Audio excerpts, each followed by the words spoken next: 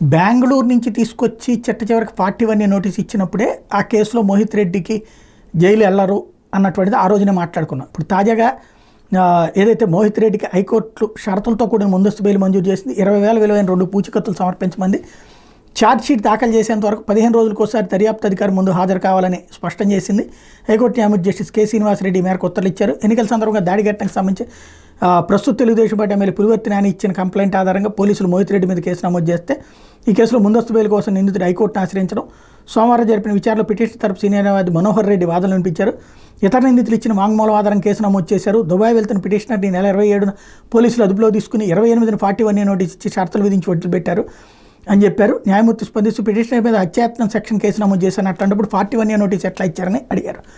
పోలీసుల తరపున సీనియర్ న్యాయవాది పోసాని వెంకటేశ్వర్లు స్పష్టత ఇచ్చారు. చట్ట నిబంధనలను న్యాయమూర్తి దృష్టికి తీసుకొచ్చారు. ఎన్నికల సమయంలో యూనివర్సిటీ ప్రాంగణంలో నిషేధిత ప్రాంతానికి పిటిషనర్ వెళ్ళినట్టు ఆధారాలు ఉన్నాయన్నారు. ఈ నేపథ్యంలో కేసు నమోదు చేశామంటే పిలిచి ప్రశ్నించేందుకు అధికారం ఇస్తూ అదే సందర్భంలో అరెస్ట్ కాకుండా ముందస్తు బెయిల్ ఇచ్చారు.